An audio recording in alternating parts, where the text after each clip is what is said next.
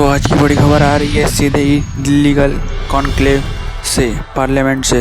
तो कर्नाटक के सीएम सिद्धारमैया ने क्या कहा, सुने खबर।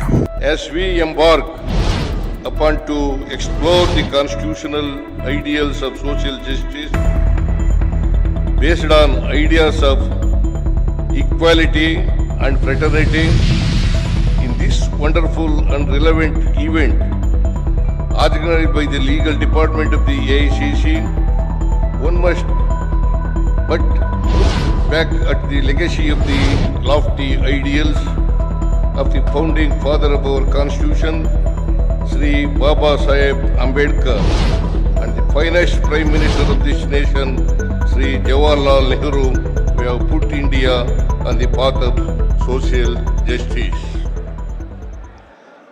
The very idea of justice is built on the bedrock of equality. The Constitution of India is an embodiment of equality, social justice, and fraternity. It aims to achieve the dream of our forefathers of a casteless, classless, equalitarian society. Termed as the guardian angel of the fundamental rights, the Indian Constitution envisages a very unique concept of social justice, keeping in mind historical inequalities in distribution of resources and denial of equal opportunities in Indian society. A large section of the populace in the pre-independence India was deprived of basic rights and subjected to oppression, social stigma, and caste and class-based discrimination. At the stroke of midnight, as India got her freedom, we were in the face of governance under law of the British Parliament. The Government of India Act, which had no fundamental rights or even the concept of equality and fraternity, mired in poverty and justice, restricted only to the elite. The founding fathers of the Constitution aimed to undo this historical injustice. They conceptualized an inclusive, pluralist society founded on social justice and fraternity. The Constitution of India is not merely a legal document, but it is a moral agreement with the most disadvantaged citizens of this nation. By way of fundamental rights, it outlawed untouchability.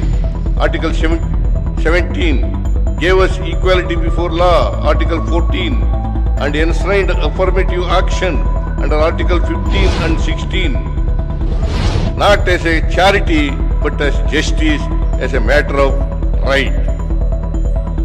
A holistic understanding of these fundamental rights leads to an undeniable conclusion that to achieve real equality, it involves necessity of differential treatment. The Constitution therefore permits special measures to ensure that marginalized groups are brought into the mainstream, achieving real equality as an outcome. The guarantee of equality cannot be fulfilled by blind uniformity, but it is to be achieved through positive measures that provides equality in real terms for communities oppressed for hundreds of years. Equality and fraternity go hand in hand. It cannot be divorced from fraternity. Without fraternity, liberty and equality cannot become a natural course of things. Real social justice is equality through affirmative action that goes along with a sense of brotherhood.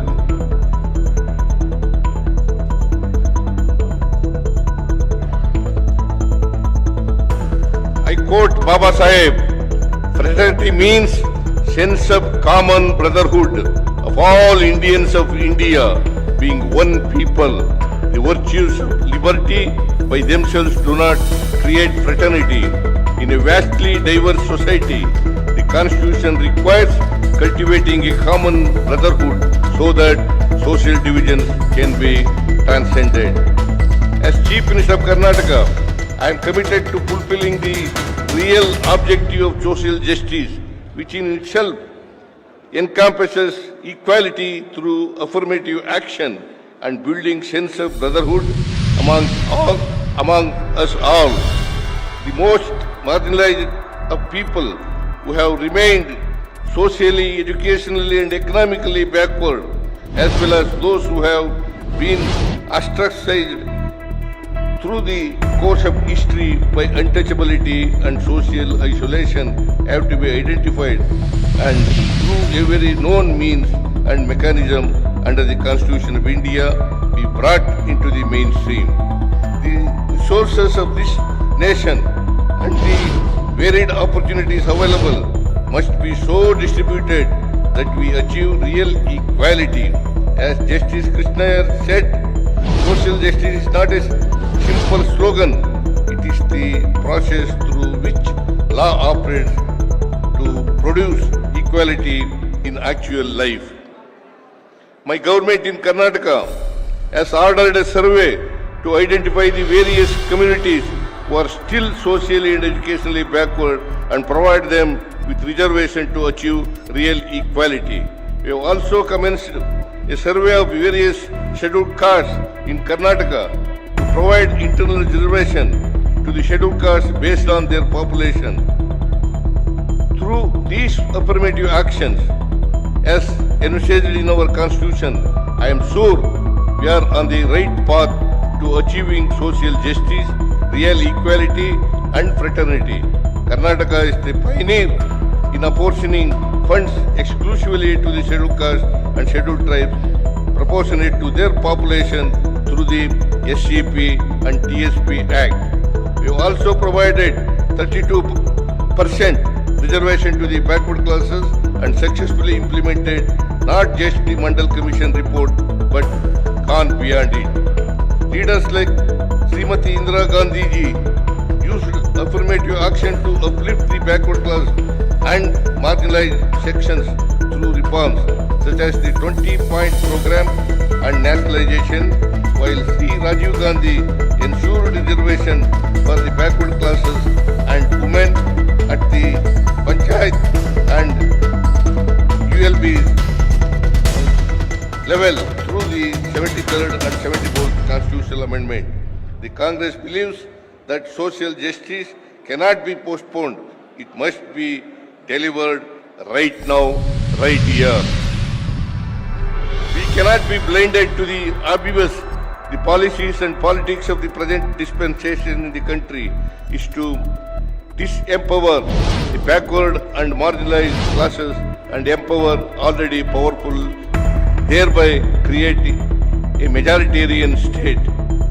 There is therefore a dire need to re-establish an inclusive and pluralistic society where the resources of the state and the opportunities are distributed equally and reaches the most backward.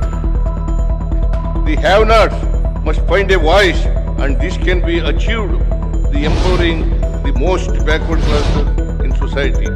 Those who believe in our Constitution, its objective will be achieved when we have real equality and fraternity as a matter of course, which is nothing but social justice. Equality requires proactive intervention by the state and not just passive non-discrimination. The guarantee of social justice is a positive duty on all of us to ensure real equality. The commitment of my government in Karnataka and that of my party, the Indian National Congress, is to fulfill the objective of the Constitution, ensure social justice, and we remain in that path. Thank you. Jai Hind.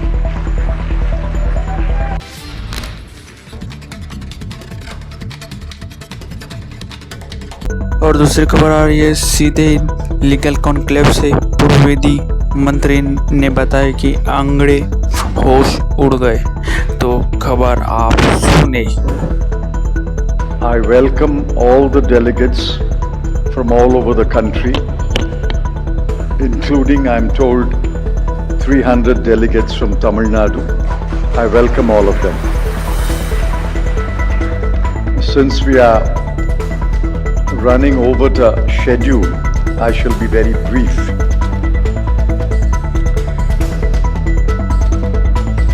The issue is the intersection of social justice and equality,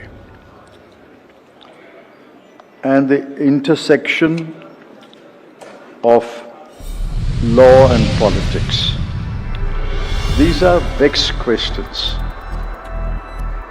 They are not easy solutions, but we have to find a way when law and politics intersect and equality and social justice intersect. The Congress, through its long history of 77 years, has found innovative methods to cross the intersection and make laws. For example, the only constitution amendment that is recalled by the BJP is the 42nd Amendment during the emergency. But there are other amendments which advanced equality, social justice. For example, the First Amendment, the Constitution First Amendment, introduced reservation, introduced zamindari abolition, and the public sector. It's reservation that was brought hundreds of thousands of people from the socially and educationally backward castes to the forefront. It is zamindari abolition which gave freedom to the serfs. It is the public sector which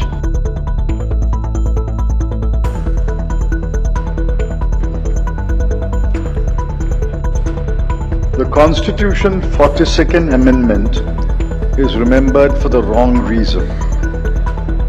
But the same Constitution 42nd Amendment introduced free legal aid, introduced the concept of obligation to protect the environment.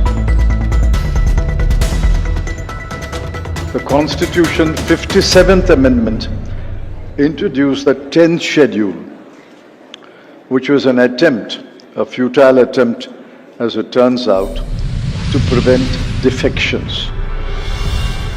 The most important amendment, the most revolutionary amendment, was the 73rd and 74th Constitution Amendment Bills, which revolutionized the panchayat and local body laws and brought women, scheduled caste and scheduled tribes to power in the local bodies. There is a recent amendment made by the BJP, and I want to comment on it. It was the 103rd Amendment introducing reservation for the economically weaker sections. We supported the amendment to introduce reservation for economically weaker sections, but that amendment excluded the scheduled caste, the scheduled tribes, and the OBC. Commission after commission has found that over 81% of the people below the poverty line belong to the SC, ST, and OBC. If you are making a reservation for the poor, the 10% reservation is intended for the poor. How can you exclude 81% of the poor belonging to the SC, ST, and OBC? The last point that I wish to make is what Shri Rahul Gandhi and Shri Mallikarjun Kharge, Congress President, had mentioned. The BJP is using the Constitution to distort the Constitution, using the Constitution to destroy parts of the Constitution. I shall give only two examples. Article 370 was attempted to be abrogated using Article 370. It's a different matter that the Supreme Court frowned upon that and said you can't use Article 370 to abrogate Article 370. The second example is what is happening around, particularly in Bihar and other states. Article 320 is being used by the Election Commission of India to subvert the purpose for which Article 320 was created. Article 320 was created to preserve the purity of India's elections, but Article 320 powers are being used to destroy the purity of elections. For example, India is a noisy, robust, vibrant democracy. If the special intensive revision that is being attempted in Bihar is spread all over India, in Bihar alone, 65 lakh voters are being excluded. That is about 8 or 9% of the Bihar electorate. If that is extended all over India, several crore of people will be excluded. Far from being a noisy, robust, vibrant democracy, we will become a muted and submissive electoral democracy. So the dangers of using the Constitution to distort the Constitution must be realized by lawyers. There will be more occasions when law and politics intersect, when equality and social justice intersect. We must remember that it is our duty as congressmen, as the proud inheritors of the history of the Indian National Congress, to stand always by equality, fraternity and liberty. Thank you very much.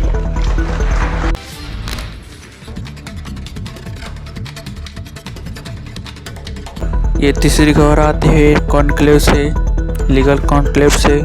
तो आज Megan जी ने 2500 वकील एक साथ आए मोदी जी के होश हो गए। पहले सेशन में धन्यवाद प्रस्ताव के लिए आना था, लेकिन कम्युनिकेशन गैप और मुझे लगता है कि मेरी तरफ से मिसअंडरस्टैंडिंग मुझे ऐसा लगा कि मुझे वैलिडिटी सेशन के अंदर धन्यवाद प्रस्ताव करने के लिए आना है।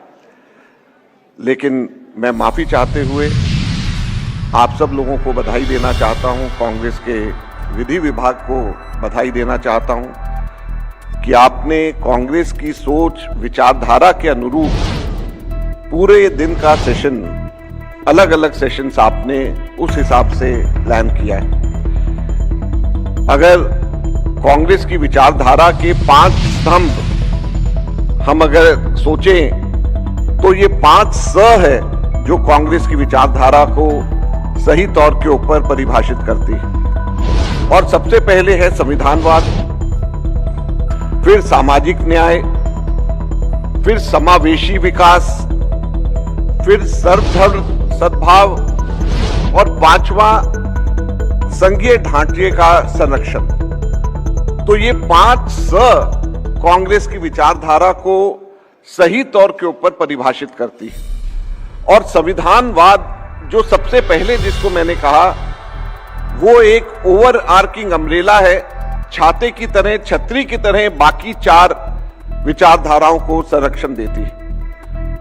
और मुझे बड़ी खुशी है भारतीय राष्ट्रीय कांग्रेस के कोषाध्यक्ष होने के नाते कि हमारा विधि विभाग ने आज इस छाते की रक्षा के लिए कांग्रेस के ये 5 सोच को, पिलर्स को, इनकी रक्षा करने के लिए अलग अलग सेशंस के ऊपर डिस्कशन करके आज पूरे देश भर से हमारे आप सभी साथियों को यहां पर आमंत्रित किया है। मैं नहीं समझता कि किसी भी पॉलिटिकल पार्टी के अंदर इतनी बड़ी तादाद के अंदर कभी भी ये एक्सरसाइज हुई हो।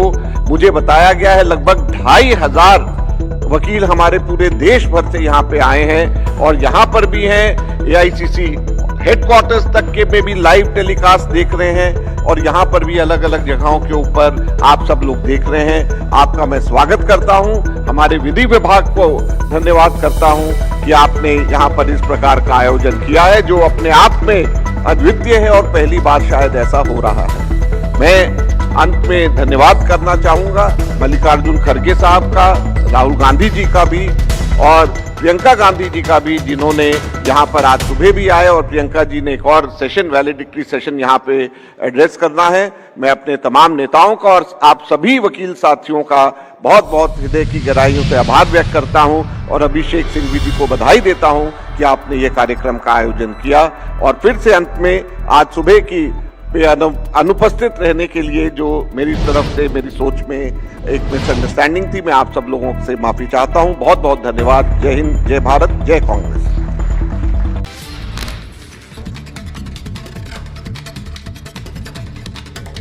तो एक और बड़ी खबर आ रही है सीधे लीगल कॉन्क्लेव से।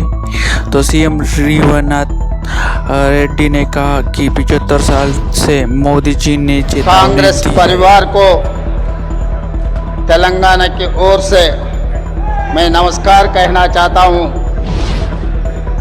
कांग्रेस परिवार के सामने इतना अच्छा मंच पे मुझे बोलने के लिए मौका मिला। मैं अभिषेक मनु सिंघवी जी को धन्यवाद कहना चाहता हूं, क्योंकि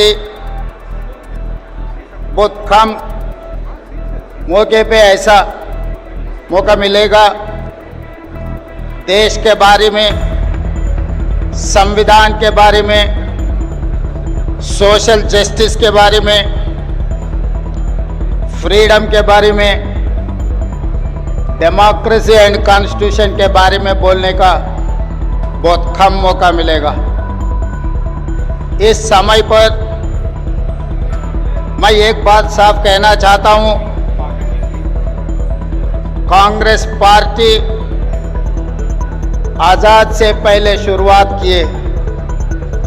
आज जितने भी इस देश में चुनाव में लड़ रहा है,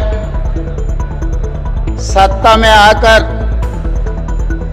केंद्र में, राज्य में सरकार चला रहे, ये सब राजनीतिक दल कांग्रेस पार्टी आजाद दिलवाने के बाद ही शुरुआत हुए। जितने भी, वो बीजेपी हो, बीआरएस हो, जेडीयू, बीजेडी हो, आरजेडी हो, कोई भी राजनीतिक दल आजाद आने के बाद शुरुआत हुए सो राजनीतिक दल आज चुनाव लड़ रहा है। मगर इनमें से हटकर एक ही पार्टी है, वो इंडियन नेशनल कांग्रेस। आजाद दिलवाने के लिए शुरुआत किए सो राजनीतिक दल कांग्रेस पार्टी ने। कांग्रेस पार्टी ने अंग्रेजों को हरा देके इस देश को आजाद दिलवाए, इस देश को संविधान दिए, इस देश में दलित आदिवासियों को आरक्षण दिए, इस देश में सोशल जस्टिस करने के लिए कांग्रेस पार्टी ने कोशिश कर रहा है। इसीलिए दूसरे पार्टियों का जैसा नहीं है कांग्रेस पार्टी। दूसरे राजनीतिक दल चुनाव लड़ना, जीते तो कुर्सी में बैठना, हार गए तो घर में बैठने का आदत है भारतीय जनता पार्टी से लेकर हर विपक्ष पार्टी का।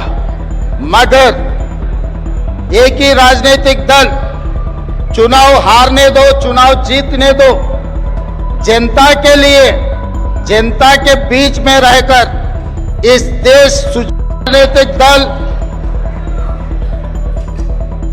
आज भारतीय जनता पार्टी नरेंद्र मोदी जी के नेतृत्व में संविधान खतरा में है, आरक्षण हटाने के लिए कोशिश कर रहा है। 11 साल से सोशल जस्टिस के बारे में केंद्र सरकार ने सोचे नहीं, इसीलिए ऐसे मौके पे आज लॉ डिपार्टमेंट वाले अभिषेक मनु सिंघवी जी के नेतृत्व में ये जो सम्मेलन लगाए आगे रास्ता दिखाने के लिए इस देश में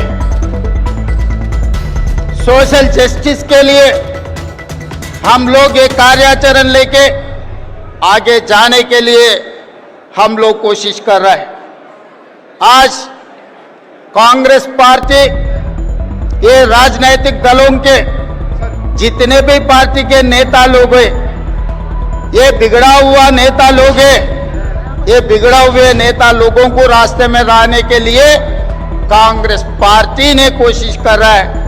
अगर सुने तो सुने, नहीं सुने तो 2-4 थप्पड़ मार के तो भी उन लोगों को रास्ते में लाने के लिए कांग्रेस पार्टी, कांग्रेस परिवार ने कोशिश करने वाले हैं।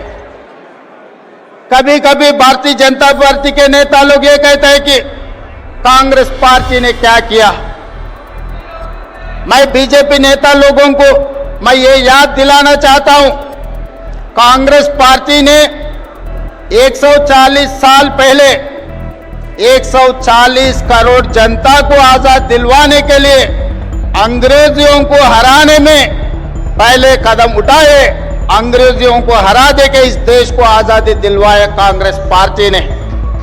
जब आतंकवादियों से बगल के राज्य पाकिस्तान से जब खतरा आए, तब इंदिरा जी ने पाकिस्तान के ऊपर वार डिक्लेयर कर देके पाकिस्तान को उस वार में हरा देके पाकिस्तान को 2 टुकड़े करवा देके काली माता का नाम निभाया इंदिरा जी ने इस देश में। जिस दिन इस देश खतरा में था, उस दिन महात्मा गांधी जी ने शहीद होकर इस देश को बचाए, आतंकवादियों से बचाए। जिस दिन इस देश में आतंकवादियों का खतरा थे, उस दिन इंदिरा जी ने इस देश के लिए शहीद होकर आतंकवादियों को हरा देके इंदिरा जी ने इस देश को बचाए।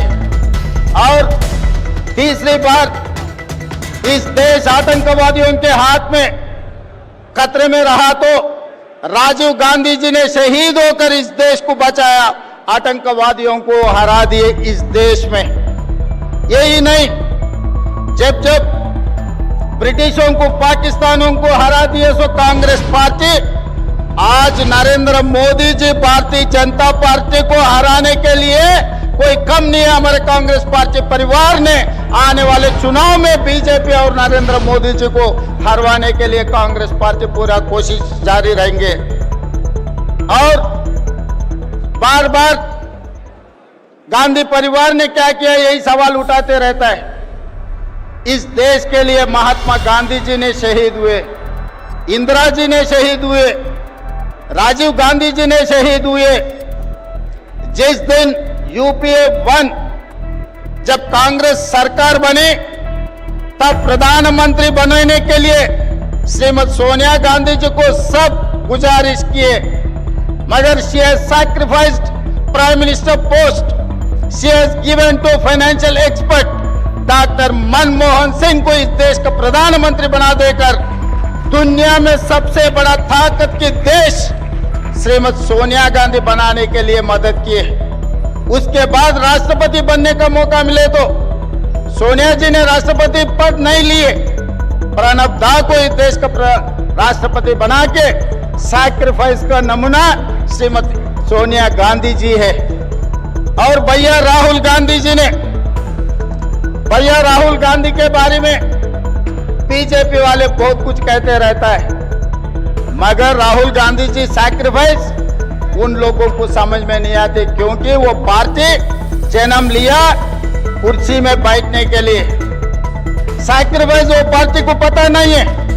2004 में अगर राहुल गांधी जी चाहे तो केंद्र मंत्री बनता था, 2009 में राहुल गांधी चाहे तो प्रधानमंत्री बनता था, मगर केंद्र मंत्री प्रधानमंत्री पदवी राहुल गांधी जी ने नहीं लिए, पार्टी सीनियर नेता लोगों को दिए, मगर पार्टी कार्यकर्ता बनकर राहुल गांधी जी ने काम कर रहे जनता के लिए। 25 साल से राहुल गांधी जी इस देश में गरीब लोगों के लिए, पिछड़े लोगों के लिए, दलित, आदिवासी, ओबीसी, सोशल जस्टिस के लिए इस देश में लड़ रहा है। मगर दूसरे तरफ देखो नरेंद्र मोदी जी 25 साल से वो कुर्सी छोड़ रहा ही नहीं। 2001 में मुख्यमंत्री बना, तब से आज तक बार बार बीजेपी वाले संघ परिवार ने उनको हटाने के लिए कोशिश किए, मगर मोदी जी कभी कुर्सी छोड़ने के लिए राजी नहीं हुआ है। 2 महीने पहला मैं देखा मोहन भगवत जी एक बयान दिए, 75 ईयर जिसका जिसका खत्म हो जाएंगे, 75 ईयर्स खत्म होते कुर्सी छोड़ना, मगर मोदी जी तैयार नहीं है 75 ईयर्स खत्म होने के बाद भी कुर्सी छोड़ने के लिए। रास्ता से अल्तवानी जी को, मुरली मनोहर जी को हटा दिए 75 ईयर्स एक कंडीशन लगा देके। इसीलिए इस मंच से मैं संघ परिवार को राहुल गांधी जी के तरफ से एक बयान देना चाहता हूं, आप लोग नहीं हटा सकते मोदी जी को। मोदी जी को हटाने वाले राहुल गांधी है। आने वाले चुनाव में जो संघ परिवार ने नहीं कर सका, अटल जी ने जो नहीं कर सका, जिस दिन अटल जी चाहता मोदी जी को हटाने के लिए मुख्यमंत्री कुर्सी से, आज मोहन भगवत जी ने कोशिश कर रहे हैं मोदी जी को प्रधानमंत्री कुर्सी से हटाने के लिए। इन लोगों से नहीं होने वाले हैं, क्योंकि मोदी जी के वक्त मिस्टर निशिकांत दुबे जी ने बाहर आके ये कह दिया, बिना मोदी बीजेपी को 150 सीट से ज्यादा मिलने वाले नहीं है। निशिकांत दुबे जी याद रखो, आपके डायरी में लिख के रखो, मोदी जी के खिलाफ राहुल भैया ने आने वाले चुनाव लड़ने वाले हैं। आपको 150 से 1 सीट भी ज्यादा नहीं आने देंगे। हम पूरा कांग्रेस परिवार तैयार होकर, हम पूरे कांग्रेस परिवार तैयार होकर राहुल जी के नेतृत्व में इस देश में मोदी जी को हरा देंगे, मोदी जी को हटा देंगे। इस देश को बचाने के लिए, संविधान बचाने के लिए, आरक्षण लागू करने के लिए, सोशल जस्टिस, आज के तारीख में ओबीसी को सोशल जस्टिस देने के लिए हम सब लोग तैयार होकर राहुल जी को इस देश का प्रधानमंत्री बनाने वाले, राहुल जी के नेतृत्व में इस देश को आगे तरक्की करने वाले हैं। तब तक हम सब लोग जितने भी यहाँ पर है, जितने भी ये प्रोग्राम लाइव में देख रहे हैं, इस देश में जितने भी ये संविधान बचाने वाले, सब राहुल जी के साथ जोड़कर आने वाले दिनों में काम करना है। क्योंकि राहुल जी ने भारत जोड़ो यात्रा में कन्याकुमारी से लेकर कश्मीर तक 150 दिन 4000 किलोमीटर पाद यात्रा किए। वो समय पर राहुल जी ने नफरत की बाजार में दुकान तेलंगाना जनता ने राहुल जी को भरोसा किए, इसीलिए मोहब्बत की दुकान तेलंगाना में खोले, तेलंगाना में कांग्रेस सरकार बनाते हैं हम लोग। सोशल जस्टिस में जाति गणना करके दिखाए, आज हिंदुस्तान में तेलंगाना मॉडल बना दिए हम। आने वाले दिनों में इस देश में सोशल जस्टिस के लिए जनजाति जनगणना करके दिखाएंगे। राहुल जी के नेतृत्व में ओबीसी 42% रिजर्वेशन देकर इस देश में नया कानून, नया सोशल जस्टिस, संविधान को लागू करने के लिए हम लोग सब कामयाब होंगे। इस आने वाले दिनों में आप सब लोग तैयार हैं? तैयार हैं? सोशल जस्टिस के लिए तैयार हैं? राहुल जी के नेतृत्व में लड़ने के लिए तैयार है? जिसने जिसने तैयार है सब लोग हाथ उठा दो ऊपर। जय कांग्रेस, जय जय कांग्रेस। राहुल गांधी, राहुल गांधी। धन्यवाद मित्रों। Thank you, sir, for that wonderful.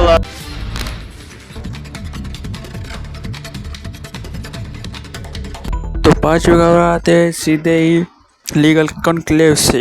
तो शक्ति सिंह गोयल ने कहा कि लड़ाई तो होगी, बात पे अड़ना नहीं। मैं जो संविधान बना उस भारतीय संविधान में परिकल्पित सामाजिक न्याय, समानता, बंधुत्व, वो इन आदर्शों को लेके बना। हमारा प्रीएम्बल भी वही बात करता है और मुझे खुशी है कि मैं एक कांग्रेस पार्टी का सैनिक हूं।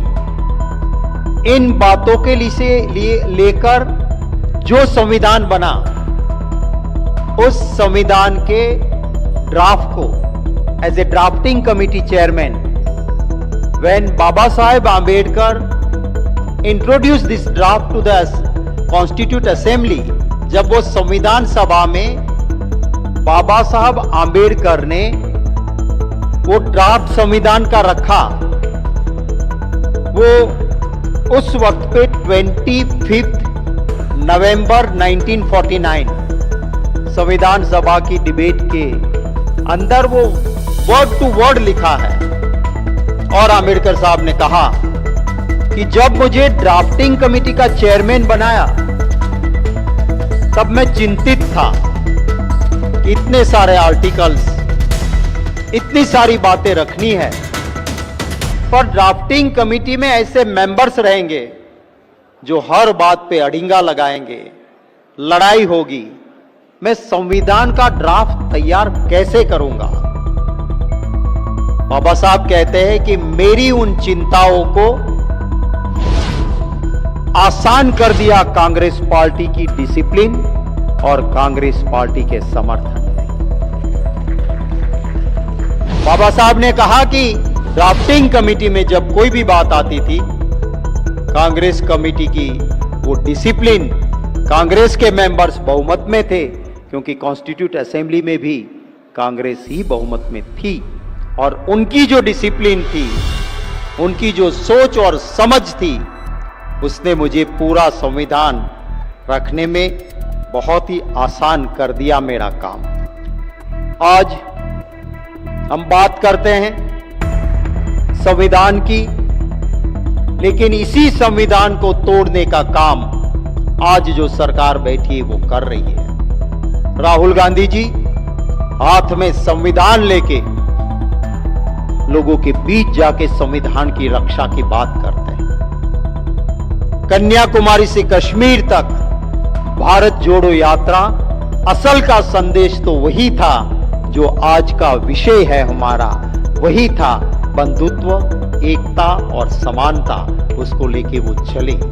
खड़गे साहब हो, प्रियंका गांधी जी हो और कांग्रेस का छोटा सा कार्यकर्ता हो, हर कोई हम लड़ रहे हैं इस देश के संविधान की रक्षा के लिए। आर्टिकल 14 कहता है इक्वालिटी बिफोर लॉ, कानून के सामने सब समान। क्या ये सरकार में है? अगर ऑपोजिशन में हो आपके लिए कानून अलग, और आप पलटूराम हो जाओ, उनके साथ चले जाओ, आपके लिए कानून अलग। देखिए आप जो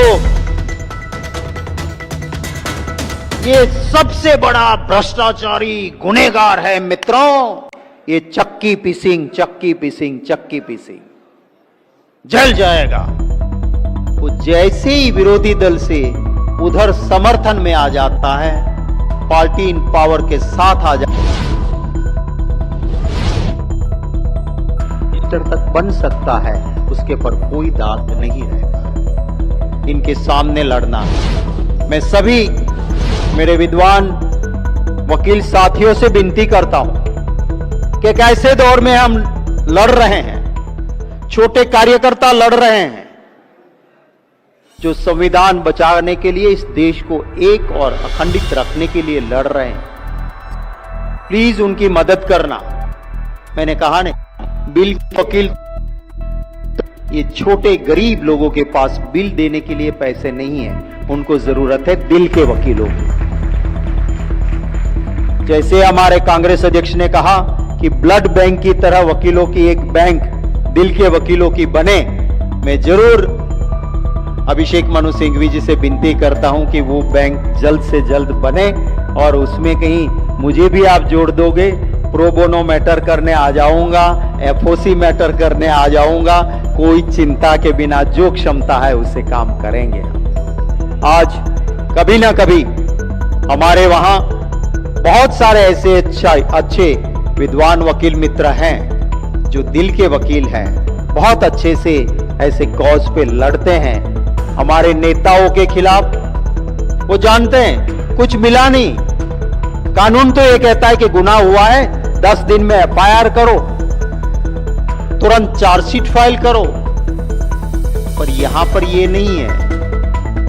महीनों महीनों बरसों सरकार बन जाती है, फिर भी कुछ नहीं मिलता है तो भी ढूंढते रहते हैं। हमारे चाहे छत्तीसगढ़ के सीएम साहब हो तो उनको भी परेशान करने की बात, कांग्रेस के नेताओं को राहुल गांधी जी के खिलाफ 30-32 केसेस, और भी ऑपोजिशन पार्टी में अगर पवार साहब है तो उनके ग्रैंड सन के खिलाफ भी केस। लगता है कि नेता नहीं डरेगा तो उसे इमोशनली कमजोर करने के लिए परिवार के सदस्यों को अंदर करो। इस तरह की लड़ाई है जहां हम सबको साथ मिलके देश की जनता का भी साथ और आशीर्वाद रहे और हम इस सच्चाई की लड़ाई को लड़ते हैं, लड़ते रहेंगे। मैं अभिषेक मनु सिंघवी जी का धन्यवाद करता हूं कि मुझे इस पैनल पे आमंत्रित किया। मेरा 7 मिनट का समय था, 1 मिनट क्योंकि लंबा फंक्शन वो चला था तो वो डोनेट करके 6 मिनट में मेरी बात खत्म करता हूं। जय हिंद।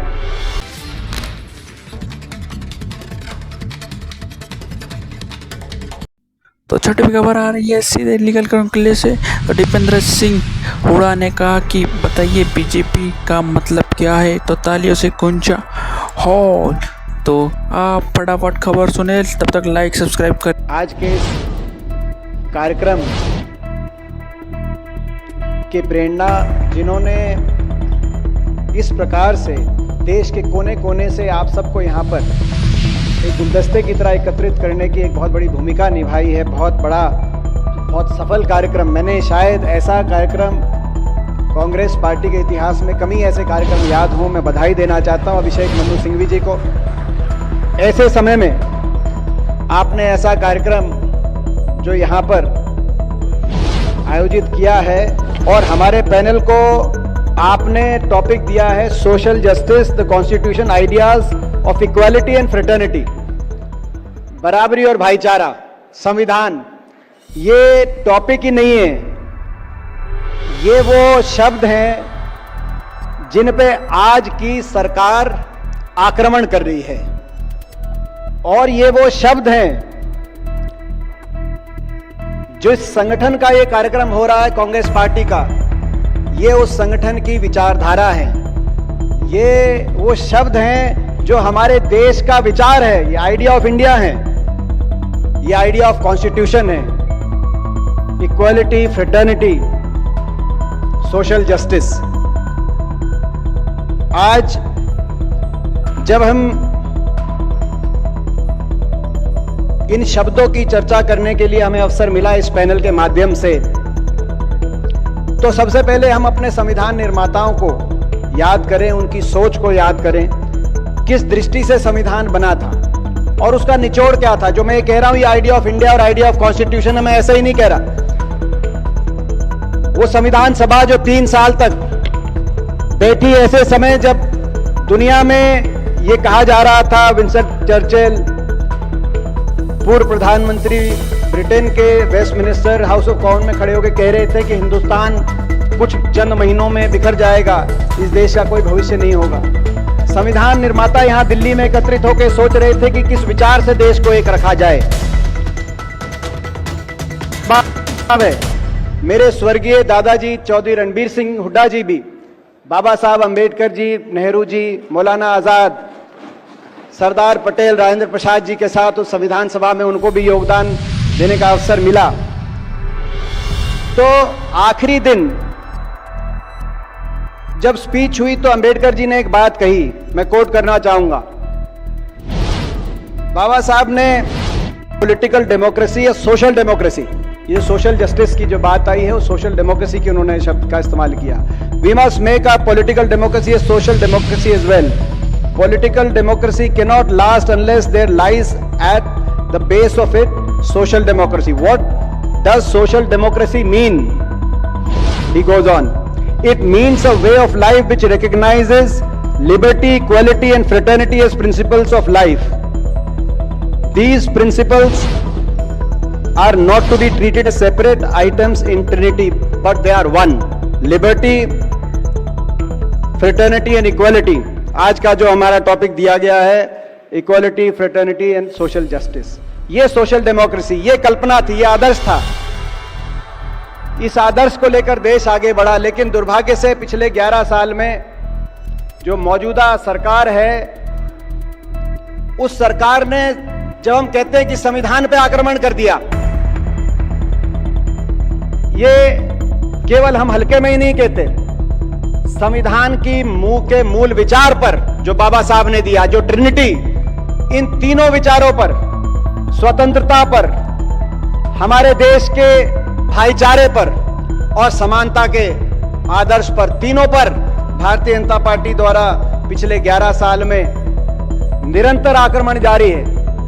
कितने ही उदाहरण मुझसे पहले सबने जो बोले उन्होंने दिए, और आज आप शाम तक ये उदाहरण सुनेंगे।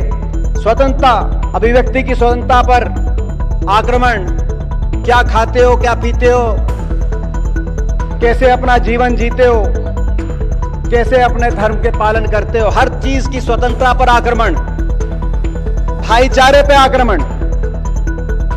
इस तरीके से प्रखर रूप में देश के भाईचारे को तोड़कर अपनी राजनीतिक रोटी सेकने का उदाहरण शायद हमारे देश और भारतवर्ष के इतिहास में नहीं मिलेगा, जो पिछले 11 वर्ष में देखा गया है। भाई को भाई से लड़ाकर, जाति और धर्म की राजनीति कर एक भाई को दूसरे भाई का दुश्मन बनाकर, एक भाई का डर दूसरे भाई को दिखाकर, कहीं जाति के आधार पर, कहीं धर्म के आधार पर भाईचारे पे आक्रमण और समानता के विचार पर आक्रमण लगातार। और जब समानता का विचार, समानता का क्या अर्थ है? आर्थिक समानता, सामाजिक समानता। आर्थिक समानता आज आप देख रहे हैं कहां पहुंच गया हमारा देश। दुनिया की सबसे आर्थिक असंतुलित अर्थव्यवस्थाओं में देश की गिनती हो रही है। और सामाजिक भाईचारे पे लगातार जो सभी हर वर्ग के अधिकार जो हमारे संविधान में जिनको सुरक्षित किया गया, उन अधिकारों पे के प्रति क्या सोच है। जैसे मैंने कहा कि आक्रमण हो रहा, आक्रमण ही नहीं, इनकी विचारधारा ही संविधान के विरोधी विचारधारा है। भारतीय जनता पार्टी और इसकी पूर्वज विचारधाराओं ने जिस तरीके से हमारे देश के स्वतंत्रता संग्राम को, आजादी की लड़ाई को जिस दूरी से देखा था, ये उतनी दूरी से देश के संविधान को भी इन्होंने कभी अपने मन से अपनाया नहीं।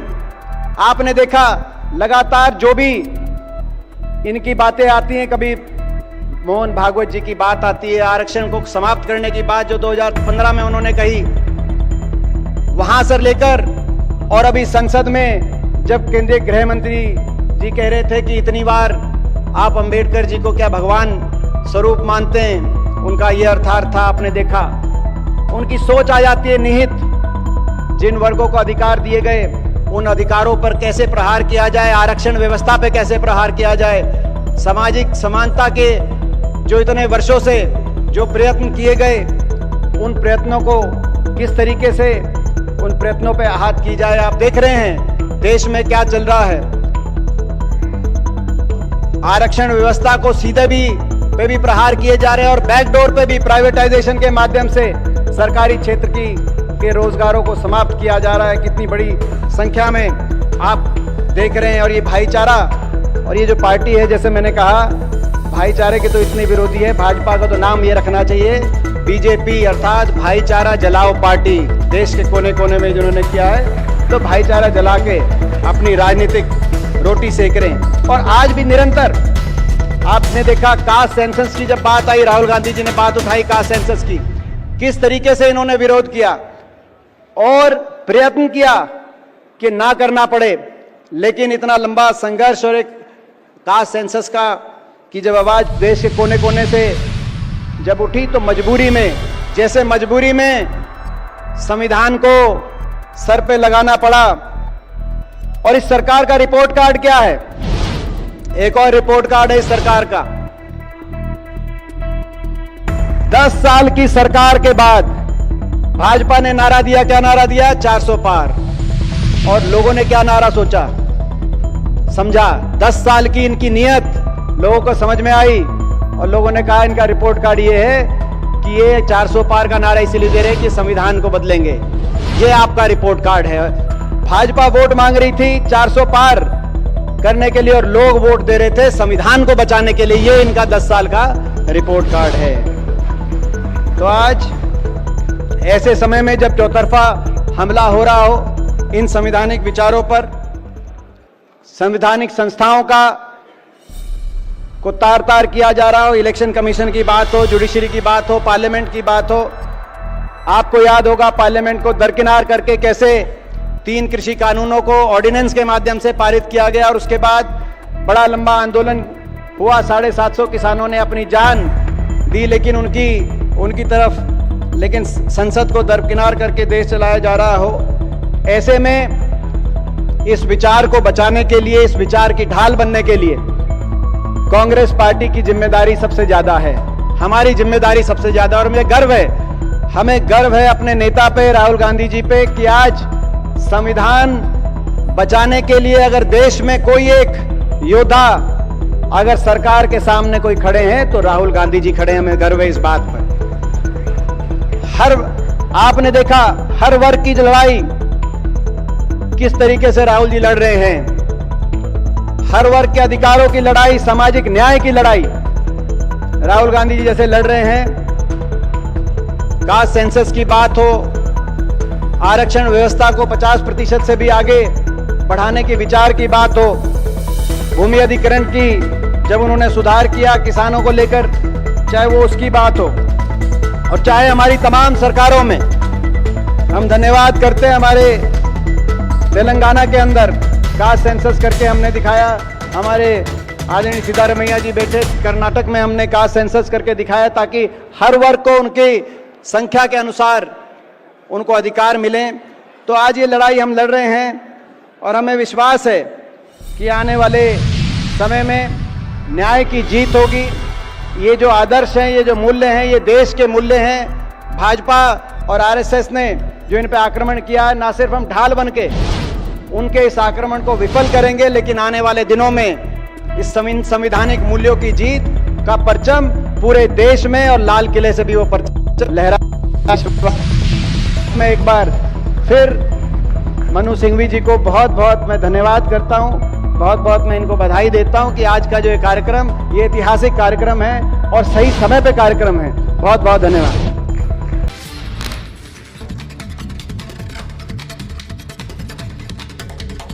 तो सातवीं खबर आ रही है सीधे ही लीगल कॉन्क्लेव से। तो परिणीति शिंदे ने कहा कि कौन से 4 शब्द है जो भारत को अब तक मालूम नहीं है, पता नहीं है। खबर सुनिए। It is both a privilege and a responsibility to moderate this session on the Indian Constitution and religion, guidelines and guardrails. Today, this conversation is not merely academic. It is also both urgent and necessary. We find ourselves at a very critical juncture in Indian democracy. The Constitution, once a beacon of justice, liberty, equality and fraternity, is now being tested by rising tides of intolerance and ideological distortion. Religion, instead of being a source of personal faith and communal harmony, is increasingly being instrumentalized for political gain and social division. हम भारत के लोग, जो हमारे संविधान की प्रस्तावना है, इन 4 शब्दों में ही भारत की ताकत और महानता छुपी है। न कोई जात, न धर्म, न भाषा, न पहराव, सिर्फ हम भारत के लोग, इसी में ही हमारी पहचान है और इसी में ही हमारी गरिमा है। पर पिछले कुछ सालों में इसी पहचान को, इसी ताकत को धर्म की राजनीति ने कमजोर बनाने की कोशिश की है. Today's threats are not just the secular character of the state, but to the constitutional promise itself. When dissent is criminalized, when minorities are vilified, and when institutions bend to political will, we are compelled to ask, are the constitutional guardrails still holding? This session will explore how the Indian Constitution envisioned the place of religion in a modern republic, and what happens when the vision is undermined. We will discuss not only the legal framework, but also the ethical and the political duties of citizens, institutions, lawyers, leaders to push back fascist tendencies, reclaim constitutional morality, and protect the soul of the republic. We are joined by voices who have long engaged with these questions with clarity, courage, and conscience. I urge all of us not to just listen, but to reflect, resist, and respond. Because the Constitution is not self-executing. It only lives through our collective vigilance.